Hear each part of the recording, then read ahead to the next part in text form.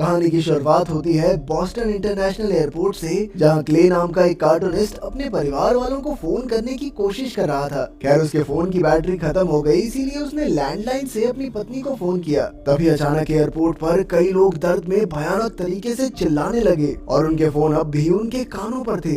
एक भयंकर आवाज उनके कानों को चीर रही थी और कुछ ही पलों में उनके मुंह से झाग निकलने लगे और वो सभी अचानक से ज़ॉम्बीज़ में बदल गए। फिर उन्होंने बचे हुए लोगों पर हमला बोल दिया और चारों ओर अफरा तफरी मच गई। लोग पूरी तरह पागल हो गए, एक दूसरे को नीचे गिराने लगे और जिस लड़की ने पुलिस को फोन किया था अब वो भी ज़ॉम्बी बन गई। क्ले ने देखा कि रेस्टोरेंट का कुक अपने चाकू से सबको बेरहमी से मारता हुआ उसके करीब आ पहुंचा, तो क्ले ने अपने पोर्टफोलियो से उससे बचने की कोशिश की। तभी कुछ गार्ड्स वहां आकर ज़ॉम्बीज़ को गोली मारने लगे और क्ले को एहसास हुआ कि जिन लोगों ने फोन पर बात की सिर्फ वही ज़ॉम्बी बने। इसीलिए उसने गार्ड्स को फोन सुनने से मना कर दिया। उसी वक्त बाहर दो एयरप्लेन्स आपस में टकरा गए और जबरदस्त धमाके से बिल्डिंग में आग घुसे। खुशकिस्मती से क्ले तुरंत भागकर बेसमेंट में आ गया, पर वहाँ भी दो ज़ॉम्बीज़ ने उस पर हमला कर दिया। तभी अचानक ट्रेन से दो आदमी निकले और क्ले को बचाकर ट्रेन में ले आए। तब क्ले ने बचे हुए लोगों को फोन से सावधान किया। फिर ट्रेन ड्राइवर टॉम ने कहा कि सभी ट्रेन बंद हो गई हैं, इसीलिए उन्हें चलकर सुरंगें पार करनी होंगी।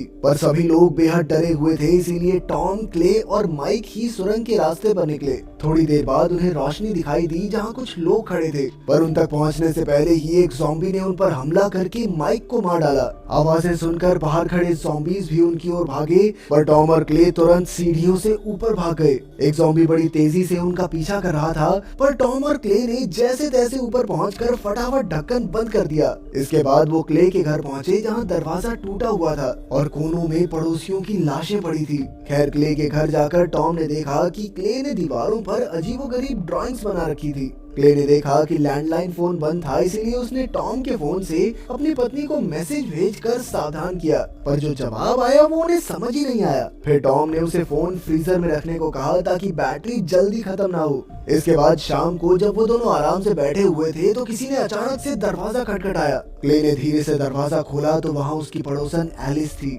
उसके हाथ में चाकू था जिससे खून टपक रहा था, लेकिन वो ज़ॉम्बी नहीं लग रही थी, इसीलिए क्ले उसे अंदर ले आया। फिर एलिस ने डरते डरते बताया कि उसकी माँ भी ज़ॉम्बी बन गई थी, इसीलिए उसे अपने हाथों से अपनी माँ को मारना पड़ा। क्ले ने उसे नहाने को कहा और उसे अपनी पत्नी के कुछ साफ कपड़े दिए। फिर क्ले ने फैसला किया कि वो अपने परिवार को ढूंढने बाहर जाएगा, क्योंकि जब ये हमले शुरू हुए थे तो उसकी अपनी पत्नी से आम इंसान की तरह बात हुई थी, यानी हो सकता है कि वो अब भी ज़ॉम्बी ना बने हों। तब टॉम और एलिस भी उसके साथ चलने को राजी हो गए, पर पहले उन्हें कुछ देर के लिए आराम चाहिए था। अगली सुबह उन्होंने देखा कि सड़कों पर सैकड़ों ज़ॉम्बीज़ चींटियों की तरह घूम रहे थे। उन तीनों ने हथियार उठाए और घर से बाहर निकल आए जहाँ ज़ॉम्बीज़ का झुंड घूम रहा था। अचानक बाइक पर दो आदमी आए तो ज़ॉम्बीज़ उनके पीछे भागने लगे और ये तीनों मौका देखकर बच निकले। चलते चलते उन्हें घर दिखा जहाँ कुछ हथियार मिलने के आसार थे। वो बड़ी सावधानी से अंदर घुसे तो अचानक एलिस ने देखा कि बेसमेंट में कई लाशें पड़ी थी। खैर उन्होंने जितनी बंदूकें हो सकी उतनी इकट्ठी की और बाहर आ गए। वहाँ एक लड़का कुत्ते के साथ बैठा था। वो लड़के की ओर बढ़े तो वो अचानक जोर से चिल्ला उठा और उन्हें पता चला कि वो भी ज़ॉम्बी है। टॉम ने तुरंत उस पर गोली चलाई, पर तभी झाड़ियों से कुछ और ज़ॉम्बीज़ भी निकल आए। तब उन तीनों ने चारों ओर गोलीबारी की और जंगलों की ओर भाग निकले। फिर वो फटाफट एक झील में कश्ती के अंदर छुप गए। जब ज़ॉम्बीज़ झील तक पहुंचे तो सूरज डूब रहा था और उसे देखकर सभी ज़ॉम्बीज़ भयानक आवाजें निकालने लगे और कुछ देर बाद वहां से चले गए। बाद में क्ले और उसके दोस्तों को एहसास हुआ कि ये ज़ॉम्बीज़ सूरज डूबते ही खुद ब खुद रुक जाते हैं। फिर टॉम ने पूछा कि आखिर उन्हें हमारी लोकेशन हर बार पता कैसे चल रही है, तो क्ले ने कहा कि जब हमें घर के बाहर उस लड़के ने देखा था तो सभी ज़ॉम्बीज़ के दिमाग में इस लोकेशन का सिग्नल चला गया होगा। इसका मतलब ये था कि वो सारे ज़ॉम्बीज़ एक दूसरे से कनेक्टेड थे। इसके बाद टॉम, क्ले और एलिस फिर से निकल पड़े और पूरा दिन चलते रहे। जब रात हुई तो उन्हें संगीत सुनाई दिया और उसका पीछा करते हुए वो एक अकेडमी तक पहुंचे जहां जॉर्डन नाम का एक स्टूडेंट और हेडमास्टर चार्ल्स रहते थे। उन्होंने क्ले और उसके साथियों को बताया कि जब तक ये संगीत बज रहा है तब तक कोई खतरा नहीं है। फिर उन्होंने बाहर जाकर देखा कि एक मैदान में सैकड़ों ज़ॉम्बीज़ सो रहे थे और उनके मुंह और फोन से ये संगीत निकल रहा था। चार्ल्स ने तो कुल्हाड़ी से एक ज़ॉम्बी की टांग तक काट डाली, लेकिन उसने कुछ नहीं कहा। चार्ल्स ने कहा कि इन ज़ॉम्बीज को ये पता नहीं चलना चाहिए कि उन्हें सोने की जरूरत नहीं है, वरना दुनिया को खत्म होने से कोई नहीं रोक सकता। खैर अब उनके उठने से पहले उन्हें सारे ज़ॉम्बीज को मारना होगा, इसीलिए उन्होंने उन पर गैसोलीन छिड़क कर जलाने के बारे में सोचा। फिर टॉम और क्ले एक ट्रक में बैठकर ज़ॉम्बीज से भरे खेत में गैसोलीन छिड़कने लगे। बाद में चार्ल्स ने खेत में जलता हुआ एक तीर छोड़ा और अचानक वहाँ जबरदस्त आग लग गई। जल्द ही कुछ ज़ॉम्बीज उठने लगे तो क्ले और उसके साथियों ने ज़ॉम्बीज पर गोलियां बरसा दी। तभी अचानक आग बढ़ती हुई उनके ट्रक तक आ पहुंची और एक जबरदस्त धमाका हो गया, जिसमें बेचारे चार्ल्स की मौत हो गई। ये देखकर जॉर्डन को काफी गहरा सदमा लगा, पर क्ले ने उसे जैसे तैसे सहारा दिया। कुछ समय बाद वो सब एकेडमी से निकल पड़े और काफी देर इधर उधर भटकने के बाद उन्हें एक खाली थिएटर मिला, जहां उन्होंने छिपने का फैसला किया। थके होने के कारण जल्द ही सब सो गए, पर क्ले को अचानक बाथरूम से कुछ आवाजें सुनाई दी। क्ले बाथरूम में गया तो उसे एक ज़ॉम्बी बना आदमी दिखाई दिया, जो बिल्कुल राक्षस बन चुका था। वो क्ले पर हमला करने ही वाला था कि अचानक क्ले की आंख खुल गई और उसे एहसास हुआ कि ये सब सिर्फ एक सपना था। पर जब उसने अपने साथियों से बात की तो पता चला कि उन सबको उस आदमी का सपना आया था। ये काफी अजीब बात थी, क्योंकि ये राक्षस क्ले की बनाई हुई कॉमिक्स का एक विलन था। खैर रात होने पर जब वो सब बाहर निकले तो उन्होंने देखा कि हजारों फोन्स का ढेर बनाकर जला दिया गया था। तभी टॉम और एलिस के फोन की घंटी बजी तो उन्होंने भी अपने फोन इस ढेर में फेंक दिए। फिर कुछ घंटे चलने के बाद उन्हें एक बार मिला जिस पर लिखा था कैशबैक नोफो।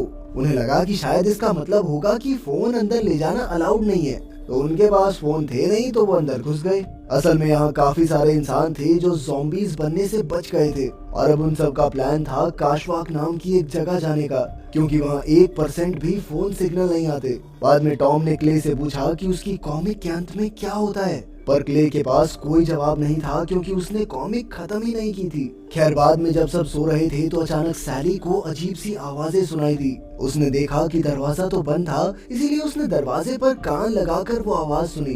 तभी क्ले की भी आंख खुली और वो सैली की ओर बढ़ा, पर अचानक वहाँ मौजूद कुछ लोगों ने उस पर हमला कर दिया। असल में सैली और ये लोग न जाने कैसे ज़ॉम्बीज बन गए थे और जल्द ही उस बार में हाहाकार मच गया। क्ले ने गोली चलाकर एक ज़ॉम्बी से अपनी जान बचाई और टॉम ने भी उन्हें मारना शुरू कर दिया। उधर सैली एक आदमी के कान में भयंकर तरीके से चीख कर उसे ज़ॉम्बी बना रही थी। तब हमें पता चलता है कि अगर कोई ज़ॉम्बी की चीख को नजदीक से सुन भी ले तो भी वो ज़ॉम्बी बन जाता है। जल्द ही ये ज़ॉम्बीज बचे हुए लोगों पर हमला करने लगे, पर टॉम और एलिस ने धुआंधार गोलीबारी करके सबकी जान बचाई। आखिरकार एलिस ने सैली के सर पर बट मारकर उसका काम तमाम कर दिया, पर सभी ने देखा कि ज़ॉम्बीज के वार से एलिस बुरी तरह जख्मी हो चुकी थी। इसीलिए वो उसे धूप में ले आए, जहां एलिस ने अपनी आखिरी सांसें ली। उसे दफनाने के बाद टॉम, क्ले और जॉर्डन फिर से एक नए सफर पर चल पड़े, पर वो ये नहीं जानते थे कि सपने वाला राक्षस उन पर नजर रखे हुए था। कुछ घंटों बाद उन्हें एक कैंप मिला जहां रे और डेनिस नाम के लोग थे। उन्होंने बताया कि वो काशवाक जाकर आ चुके हैं, पर पिछले साल ही वहाँ फोन टावर लग गया था, इसीलिए वहाँ जाने का कोई मतलब नहीं बनता। बाद में पता चला कि रे और डेनिस को भी वो राक्षस वाला सपना आया था। उन सब ने हिसाब लगाया कि शायद राक्षस को मारने से सारे ज़ॉम्बी खत्म हो जाएंगे। फिर क्ले ने देखा कि उन्होंने एक ज़ॉम्बी को बांध रखा था, तो पता चला कि ये डेनिस का भाई था। जैसे ही ज़ॉम्बी उनके नजदीक आते हैं तो ये चीखने लगता है, जिससे डेनिस और रे को पहले ही पता चल जाता है। तभी अचानक वो ज़ॉम्बी क्ले के बेटे की आवाज में कहने लगा कि पापा आप घर कब आओगे। जब क्ले उसके पास गया तो उसने बच्चे की आवाज में कहा, हाय पापा।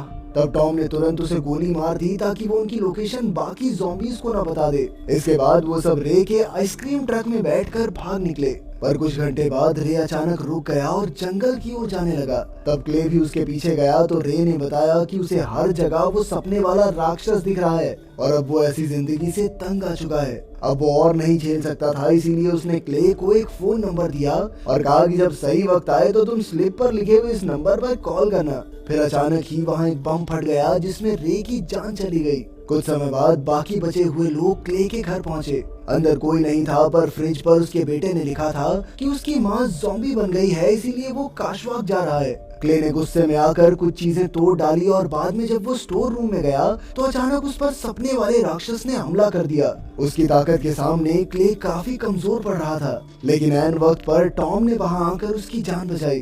अब राक्षस टॉम को मारने लगा तो क्ले ने लकड़ी से राक्षस के सर पर कई जोरदार वार किए। जल्द ही टॉम ने भी गोलियां चलाकर राक्षस का काम तमाम कर दिया। पर जब ज़ॉम्बी के चेहरे से कपड़ा हटा तो क्ले ने देखा कि ये कोई राक्षस नहीं बल्कि उसकी पत्नी थी, जिससे उसे काफी गहरा सदमा लगा।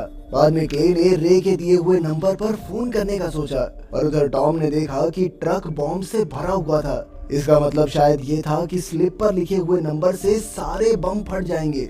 तब क्ले ने अकेले ही काशवाक जाने का फैसला किया, क्योंकि वो किसी भी हालत में अपने बेटे को ढूंढना चाहता था। उसने टॉम, डेनिस और जॉर्डन को अपनी पत्नी की गाड़ी की चाबी देकर कनाडा जाने को कहा। फिर उसने जॉर्डन को स्प्रे पेंट भी दिया ताकि वो रास्ते में अपने नाम के अक्षर पेंट करे, जिसे देखते हुए बाद में क्ले उन तक पहुंच सकेगा। आखिरकार सबको अलविदा कहकर क्ले ट्रक में निकल गया और जब वो काशवाक पहुंचा तो उसने देखा कि हजारों ज़ॉम्बी टावर के चक्कर लगा रहे थे। क्ले उन्हें रौंदते हुए आगे बढ़ गया और आखिरकार वो राक्षस के सामने आ गया। उसने राक्षस पर भी ट्रक चढ़ा दिया और बाहर आकर उस पर अंधाधुंध गोलियां चला दी। अचानक उसे अपने बेटे की आवाज सुनाई दी तो वो पागलों की तरह ज़ॉम्बीज़ के झुंड में घुस गया। पर इतनी लाशों में अपने बेटे को ढूंढना उसके लिए नामुमकिन था। आखिरकार उसने रे का फोन निकाला और धमाका करने के लिए तैयार हो गया, लेकिन फिर अचानक उसका बेटा उसके सामने आ गया। क्ले ने तुरंत उसे गले लगा लिया, पर अब सभी ज़ॉम्बीज़ और राक्षस बड़ी भयंकर आवाज में चिल्लाने लगे। जब क्ले का बेटा भी इसमें शामिल हो गया तो क्ले ने आंखें बंद करके धमाका कर दिया, जिससे वो फोन टावर पूरी तरह तबाह हो गया। कुछ समय बाद क्ले और उसका बेटा जॉर्डन के लिखे हुए अक्षरों की मदद से कनाडा की ओर जा रहे थे, लेकिन ये सिर्फ एक सपना था। असल में तो क्ले ज़ॉम्बीज़ के झुंड में शामिल होकर टावर के चक्कर लगा रहा था। अगर वीडियो पसंद आई तो लाइक कर देना, चैनल को सब्सक्राइब कर देना। मिलते हैं अगली वीडियो में।